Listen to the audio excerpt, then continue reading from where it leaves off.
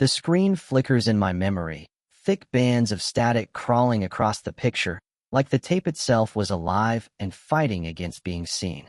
Somewhere beneath that hiss, I heard it, a scream, muffled like someone shouting underwater. And just before the image dissolved into nothing but snow, a shape moved through the blur. Not human, not anything I can name. That's the part one can't get out of my head. That's the part that makes me hesitate even now, recording this, writing this, whatever this ends up being. Because I know the longer I talk, the greater the chance it hears me. I shouldn't even be recording this. If this video cuts off suddenly, if you hear static and then silence, you'll know why. Maybe I'm making a mistake. Maybe I should have destroyed the tape and buried the shards in the deepest hole I could dig. But every time I tried, it came back, right on my doorstep, waiting. You don't stumble across stories like this by accident. Not really. If you're listening, if you found this confession, then part of me has to believe you were meant to. Like I was. The tape doesn't just show you things. It digs into you, warps the air around you. The first time I pressed play, I thought I was just being paranoid. I thought the flicker in the corner of my eye was a trick of the light, the voices layered beneath the static, just the side effect of bad recording equipment. But then, the screaming started. And when I tried to pause it, the screen didn't freeze. The figures kept moving, slowly, turning, looking, straight at me. I'm warning you now, don't try to track this down. Don't search for it. If you've seen even a glimpse of what I'm describing, it's already too late for you too. I keep telling myself maybe if I explain everything, every detail from the beginning, you'll understand why I couldn't walk away. Why curiosity was stronger than fear. Why I thought I could handle it. I was wrong. It all started yesterday. I opened my door, groggy from sleep, expecting nothing more than a package I ordered online. But what I found instead was a plain cardboard box, damp at the corners, with no return address. Inside was the tape. Before everything went to hell, my life was normal enough. Or at least, my version of normal. I've always been a collector of old junk, especially VHS tapes. There's just something about them, you know? The hiss when you pop one in, the way the colors smear slightly, the weird charm of rewinding. It's nostalgia in plastic casing. Most people scroll through Netflix. I flip through milk crates at thrift stores, hoping to find some forgotten treasure. It's kind of a joke among my friends. They'll send me listings from eBay with things like 1997 workout VHS, mint condition, and say, "This one's got your name on it." I usually laugh, but the truth is, I've bought stranger things. Sometimes I think the hunt is better than the prize. That's why, when the box showed up yesterday, I didn't question it right away. Packages land on my porch all the time. Stuff I bought half asleep at 2 a.m. because nostalgia is stronger than my bank account. If you've ever impulse bought a $50 Goosebumps tape, you'll understand. At first glance, it was harmless. Just another addition to the pile. But looking back, I should have never brought it inside. The red flags were there. I just ignored them. For one, the box was damp. Not soaked, not dripping, just clammy. Like it had been sitting out in fog for too long. When I picked it up, I swore I caught the faint smell of mildew. Something earthy, like wet cardboard that had been left in a basement for years. And then there was the neighbor. Old Mr. Farrow from across the street, watering his sad little patch of grass. He's usually harmless, but as I bent to pick up the package, I felt his eyes on me. Not casual glancing. Staring. He didn't look away even when I waved. His hose kept spilling water over his shoes, and he didn't notice. That stuck with me longer than it should have. Still, I brushed it off. People stare. Neighbors are weird. Packages get damp. Life goes on. Later, curiosity gnawed at me. I checked my emails, my eBay account, PayPal. Nothing. No receipts. No tracking numbers. No seller info. It was as if the package had bypassed the entire system and just appeared. That was the second red flag. Out of habit, I searched the username of the seller I thought I remembered from an old listing. The account was gone. Completely wiped. No feedback, no past items, just an error page. Maybe that should have been enough to make me toss the thing in the trash. But if you know anything about collectors, it's this. Mystery is irresistible. Something about the secrecy makes it feel rarer, more valuable. Even cursed, if you believe in that kind of thing. The tape itself was unlike anything else I owned. A plain, black VHS with no sleeve, no label, just a smudge across the spine where someone had rubbed off whatever was written there. It looked old, but not in the charming, "Oh, this survived the 90s" kind of way. More like it had been passed around too many hands, like something no one wanted to keep, but no one dared to throw away. I held it longer than I meant to, turning it over in my hands, feeling the weight of it. There was nothing special about its appearance, and yet it radiated the kind of unease you can't explain. That was when I noticed the faintest trace of writing carved into the plastic, like someone had tried to scratch a word with a knife but stopped halfway. The grooves were shallow, jagged, and unreadable. That's when the thought first crossed my mind. Maybe this wasn't just another forgotten tape. Maybe I shouldn't have touched it at all. I wish I could say I didn't take it inside. I wish I'd listened to that voice in the back of my head, the one that whispered, "Don't touch it." But I did. I carried the box into my living room like it was nothing more than another lucky thrift haul. The cardboard was soft, sagging in my hands, and when I tore it open, the first thing that hit me was the smell. Not the musty attic reek I expected, but something sharper. Salty, metallic, like seawater laced with rust. It clung to the back of my throat, left a tang I couldn't swallow away. Inside was a VHS sleeve, blank white, smeared with dirt, and warped at the corners as if it had been damp and dried too many times. When I slid the tape out, I noticed a faint scrawl on one edge, handwriting that had been smudged to near oblivion. The ink was gray and oily, as though someone had tried to wipe it off but couldn't quite erase it. Only fragments remained. A curve of an S, maybe. A slant that could have been a T. Nothing more. For a second, I thought I felt moisture on the tape itself, like condensation. But when I rubbed my thumb across the plastic, it came away dry. That was when my friend Mark dropped by. He does that sometimes, just shows up unannounced, usually to raid my fridge or mock my obsession with obsolete trash. He spotted the tape immediately. "What's this?" he asked, picking it up before I could stop him. "Looks like you've finally scored a cursed one." He grinned, but his expression faltered when he sniffed the casing. "Smells like the ocean died in there." I laughed it off, but his words stuck with me. A cursed tape. It was a joke, of course, but the way he said it, half amused, half uneasy, made the room feel colder. I shook the sleeve out, half expecting something else to tumble free. A receipt, a note, maybe a letter explaining where it came from. But nothing fell. Just the blank tape, heavier than it should have been, sitting in my palm like a black brick. For a long moment, I considered throwing it away. The thought came suddenly, sharp and loud. Get rid of it now. Open the back door, toss it in the bin, and forget it ever existed. And I almost did. I almost threw it out. Almost. But curiosity is stronger than common sense. That tape, silent, smudged, reeking faintly of seawater and rust, drew me in like it wanted to be watched. Like it needed me. Mark left not long after, muttering something about bad vibes. Alone again, I set the tape on top of my old VCR.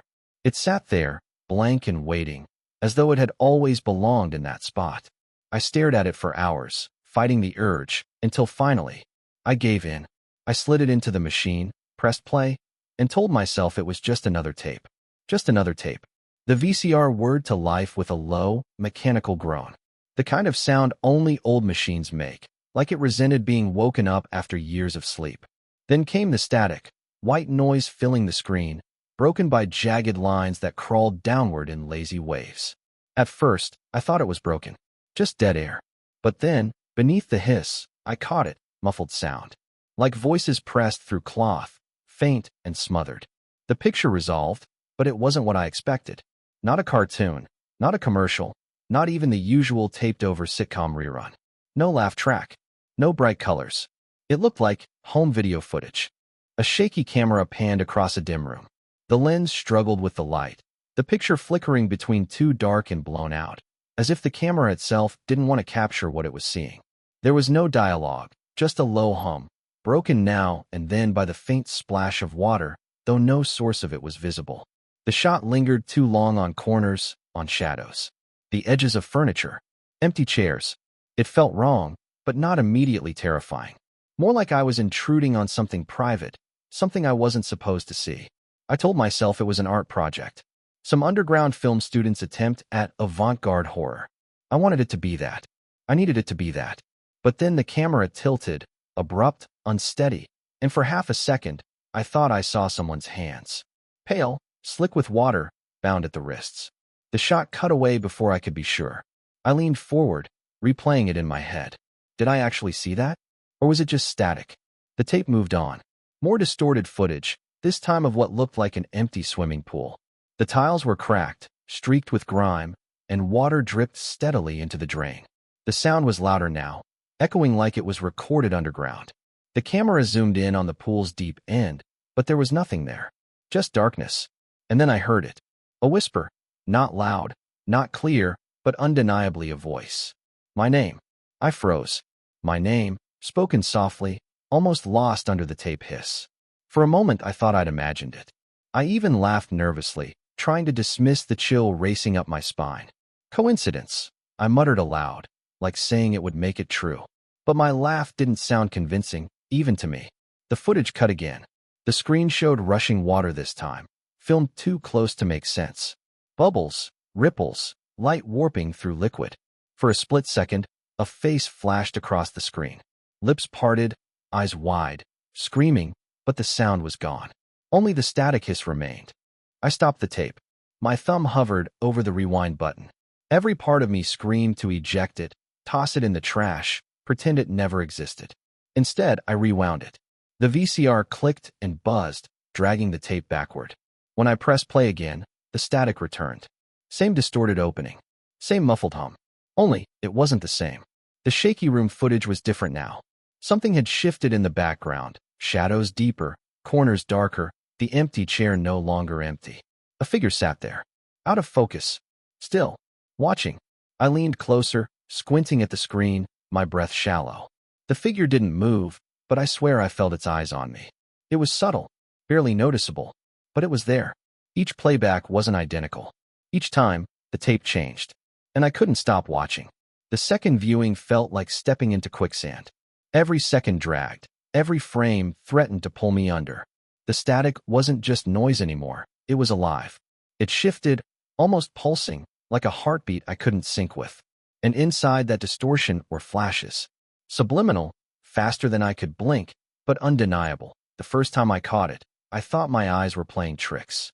A frame slipped in between the static. A child underwater, arms flailing, bubbles tearing from their mouth. Their face twisted in panic. Then it was gone. I slammed the rewind button. The tape screeched backward, whining like it didn't want me to look again. I pressed play, squinting, waiting for the moment. There it was. Not even a full second, but clear enough to burn into my brain. A child drowning. I sat frozen. Who had filmed this? Why was it on a VHS tape dropped at my door? I kept rewinding, frame by frame, picking apart every flicker. The deeper I looked, the worse it got. Another frame. A face, pale and bloated, eyes gone, sockets black and weeping. Then another. A street at night, the camera jerking like the person filming was running. A street that looked familiar. I muttered under my breath, "No, no, no," but I couldn't stop. The audio began to change too.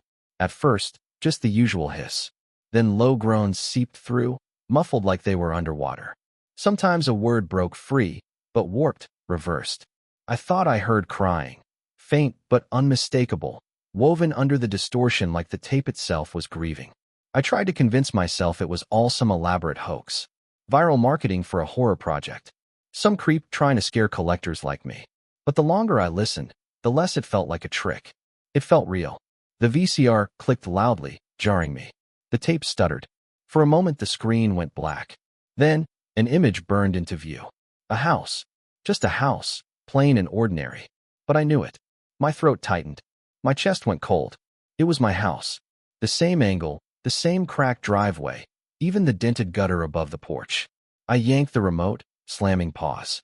The image froze, grainy lines crawling across the screen. I stared at my own front door, framed by VHS fuzz, unable to move. I couldn't believe what I saw. I whispered. The silence in the room felt thick, pressing in around me. Then the VCR groaned again, and the tape ejected itself. The machine spat it out like it had burned its insides. I touched the cassette and hissed through my teeth. It was hot, not warm. Hot, like it had been sitting on a stovetop.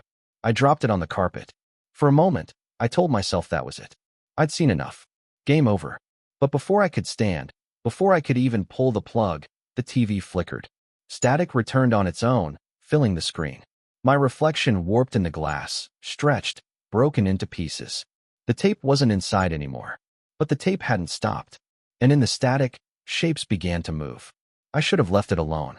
I should have taken that warped piece of plastic and thrown it straight into the trash. But something about it, morbid curiosity, maybe obsession, dragged me back.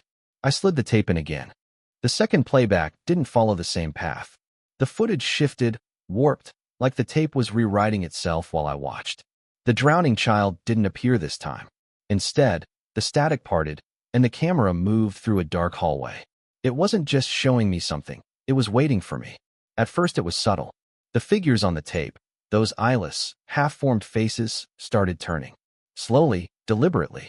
Their heads snapped toward the camera, as if they'd heard something. And then I realized they weren't looking at the camera. They were looking at me. Their mouths moved, silently shaping words. I leaned forward, heart pounding, until the audio hissed and shifted, the whispers rising above the static. I see you. The phrase repeated, overlapping, a chorus of wet voices. My skin crawled. My living room felt smaller, like the walls were pressing in. Then came the impossible detail, the one that made my stomach drop. The angle changed, the grainy VHS jitter cracking into a new shot. And suddenly, I was looking at my living room. The same threadbare couch. The same crooked blinds I kept meaning to fix. The same faint stain on the carpet by the coffee table. The camera was in my house. I lurched back, nearly knocking the VCR off its shelf. No, this isn't possible. But it was right there, clear as day, flickering on the screen. And then, movement. A shadow crossed the frame. Not mine. My hands shook as I grabbed the remote, hammering the eject button. The VCR clunked, whined, but nothing happened. The tape kept spinning, like the machine itself refused to obey me. I yanked the plug from the wall. Sparks spit from the outlet. The room went dark. For 2 seconds, there was silence. Then the TV flickered back on. The screen glowed faint blue, static crawling across the glass like frost. The tape wasn't even inside anymore, but the images kept rolling. My living room again. Same angle. Only now, the shadow in the frame was closer. The tape wasn't showing me something. I whispered, voice trembling. It was watching me. I staggered toward the TV, hand out like I could shove the image away. My reflection stared back at me, fractured by crawling lines of interference. For a moment, I could swear my reflection moved before I did, lagging by a second, grinning faintly. The whispers surged again, not from the speakers, from behind the screen. I see you. I see you. I see you. The voices overlapped until they formed a guttural chant, vibrating through my chest. The static flared, and the shadow on screen split into dozens, faceless things pressing against the glass, writhing as though they were trapped just inches away. I stumbled back, breath ragged, but I couldn't look away. Then, without warning, the shadows burst forward. Not fully through, not yet, but their hands pressed against the inside of the screen, stretching it like wet paper. Long fingers smeared across the glass from the inside. That was when the violence began. The tape didn't care what I wanted anymore. It had settled into a rhythm, a grotesque theater unraveling on my screen. This wasn't just found footage, it was directed. And I was the only audience it needed. The first image bled in through heavy static, a figure tied to a chair, head slumped forward, arms bound behind their back. The frame juddered, as if the cameraman's hands were trembling. The chair sat in a room I recognized all too well. Concrete walls, a hanging light bulb, cracked linoleum underfoot. It looked disturbingly like the basement 2 houses down from mine. I froze. It wasn't possible. I'd been in that basement once during a neighborhood barbecue. The same peeling paint. The same faint water stains. The victim stirred, lifting their head just enough for me to see the outline of their face. The image was warped, grainy, but the proportions felt familiar. Too familiar. The audio lagged a second behind, crackling as distorted voices layered together, impossible to separate. You were chosen, they whispered, overlapping, smothering the room in sound. You were chosen. You were chosen. Each repetition grew louder, heavier, until I felt the words pounding inside my skull. The tape cut again, hard, jarring. Another location. This time an alleyway, brick walls dripping with rainwater. The victim sat slumped against the wall, wrists tied with rope so thick it looked like it cut into their skin. Their chest rose and fell rapidly, frantic breaths caught beneath the hiss of static. And behind them, scrawled across the wall in what looked like chalk, or something darker, was a message. For words, "We're coming for you." I staggered back from the screen, while burning in my throat. The alley. I knew it. It was a block from my apartment. I'd walked past it 100 times, never noticing the jagged stain on the bricks until I saw it now, flickering between lines of VHS snow. The tape was mapping my world, filming my neighborhood like it had been waiting, piece by piece, for me to understand. My heart pounded as the footage skipped again. This time, a park bench. Rain streaked across the lens, blurring the image until it looked more like a painting than reality. Another victim, tied, mouth gagged. Behind them, swings creaked in the wind. The park was mine, the same bench where I used to sit with friends. The whispers surged again, but they weren't words this time. They were layered screams, high, low, inhuman pitches stacked together until they formed something worse than language. I couldn't cover my ears fast enough. The sound came from everywhere, not just the TV. I shouted, begged, demanded it stop, but the tape rolled on. And then the final scene came. The static flared so violently, I thought the screen might burst. The entire room glowed in that awful blue-gray light. And slowly, painfully, the noise faded to near silence. A figure emerged. Not a victim this time. A silhouette made entirely of distortion, like the static had taken form.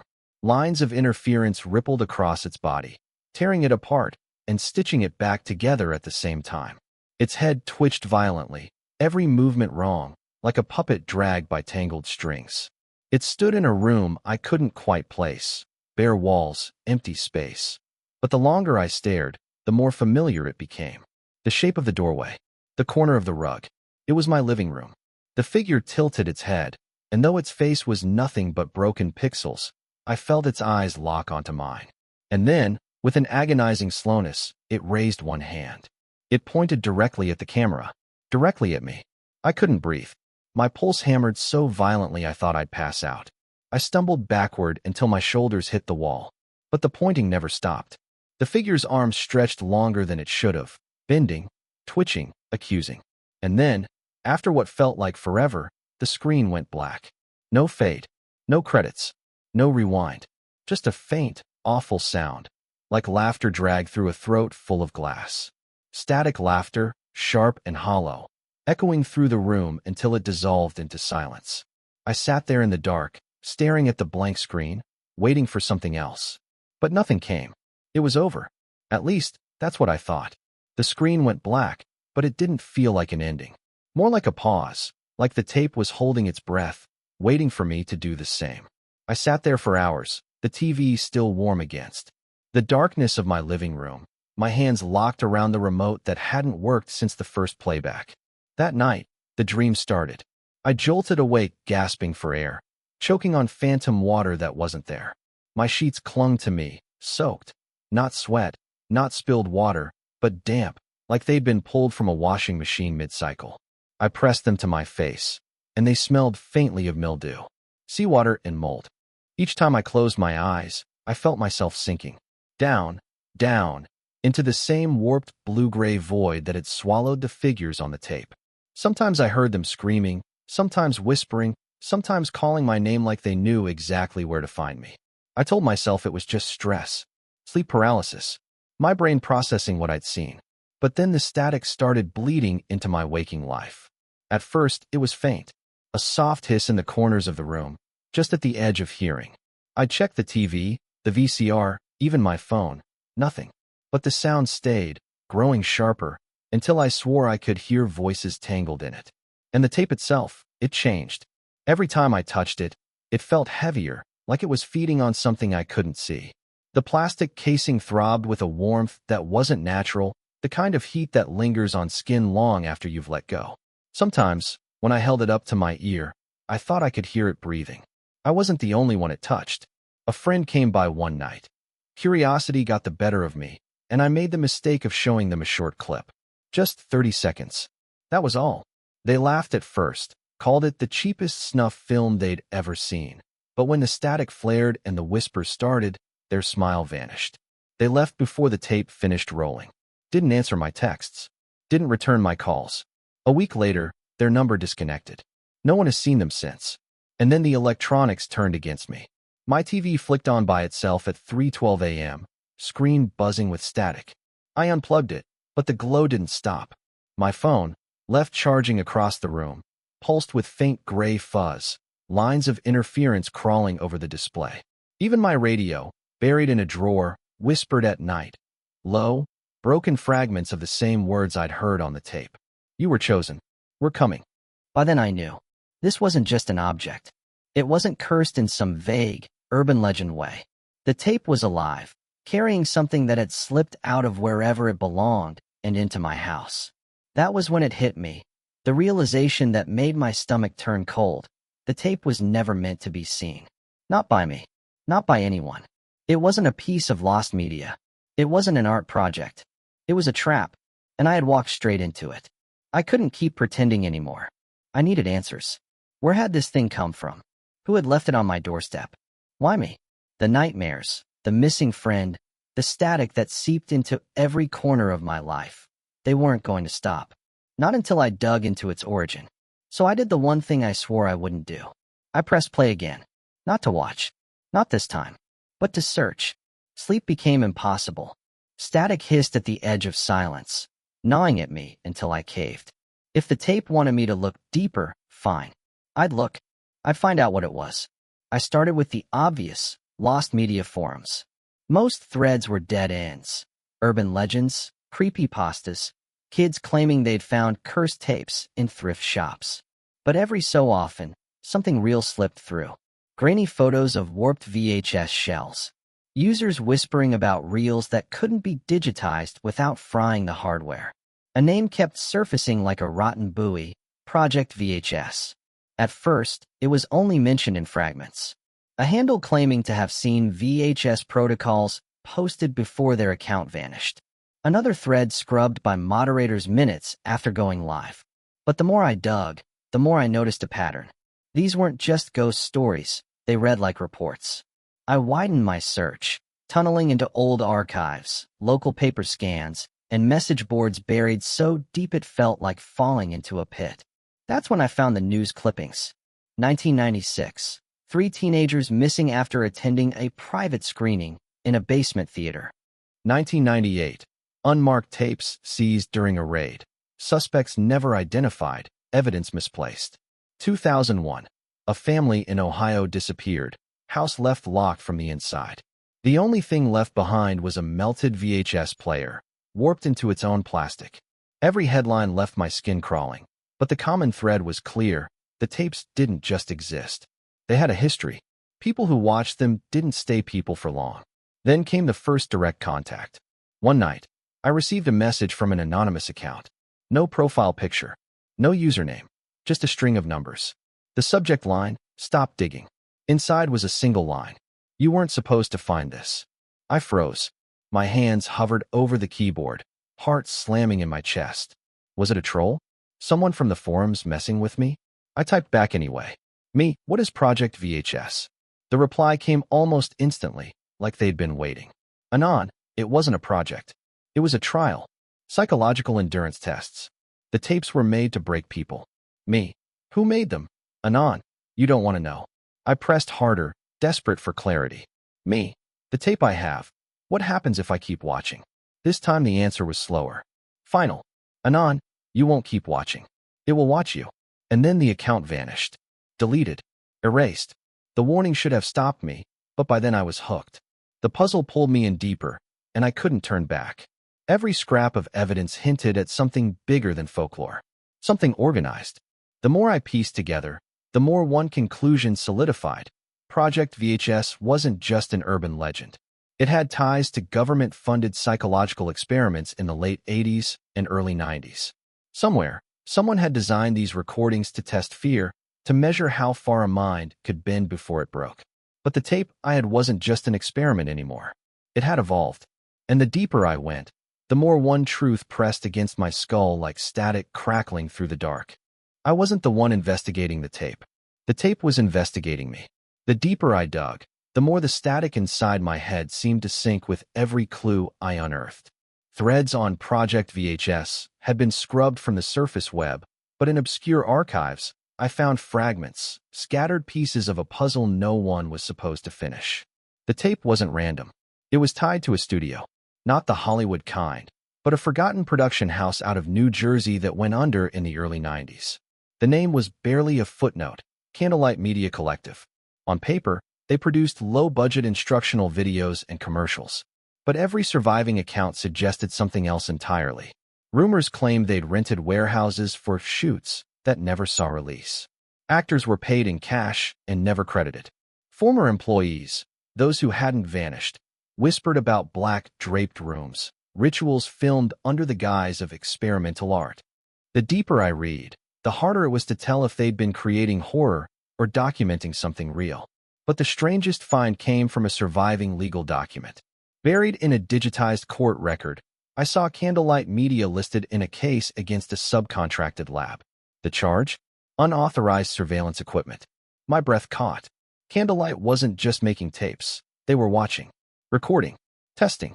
And yet, every trace of their work had supposedly been destroyed. A warehouse fire in '94 took out their archives. Lawsuits vanished. Survivors stopped speaking. Candlelight's name dissolved like ash. All the tapes were gone. Every last one, except mine. That realization curdled my blood. If the fire consumed everything, then why had this one found me? It felt heavier on my shelf now, like an anchor holding me under. When I touched it, the plastic seemed warmer than it should be, like it had a pulse. The final clue came in the form of an archived memo, a letter scanned from the margins of Candlelight's bankruptcy file. The handwriting was jagged, frantic, and the page was stamped confidential. It read, "The recordings cannot be completed. Each tape must remain unfinished. Never let the subject reach the final frame. The broadcast effect is irreversible. If you find yourself watching, stop before the end. Never finish the recording." My stomach dropped as I read it again and again. Never finish the recording. That meant there was more. I hadn't reached the ending. All the nights I'd rewound, paused, tried to scrub meaning from the static. I'd only skimmed fragments. The tape had been waiting for me to go further. And that's when it hit me. Every horror, every image I'd endured, it was just the beginning. The real terror was still locked inside, hidden in those final frames. The ones I hadn't seen yet. I should have burned the tape right then. Smashed it, shredded it, buried it miles from my home. But my fingers trembled, my mind fractured between dread and obsession. Because alongside the fear came something worse, curiosity. If Candlelight had destroyed everything, if survivors had gone silent, if warnings screamed to never finish the recording, then why was my tape still here? And what exactly waited for me in those final seconds? I stood in front of the VCR, tape in hand, pulse hammering in my throat. To destroy it would mean safety. To watch it would mean answers. And I didn't know which fate I feared more. I don't even know why I'm recording this anymore. Maybe it's the last way I'll exist, my voice etched somewhere outside the tape's reach. Or maybe I'm only giving it what it wants. I tried to fight it. God knows I did. The first time, I tossed the VHS into the fireplace. The flames licked at its plastic shell, warping it, black smoke coiling like it was alive. I thought I'd beaten it. I even laughed, short, hysterical, hollow. But the next morning, when I opened my door, there it was, sitting neatly on the welcome mat. Not melted, not burned, just waiting. I smashed it with a hammer, over and over, until shards of black ribbon scattered across the floor like entrails. My living room looked like a crime scene. I swept the pieces into a garbage bag and dumped it 3 miles away in someone else's bin. That night, I woke to a faint whirring. My VCR was on, and the tape, perfectly whole, was inside. After that, I stopped trying.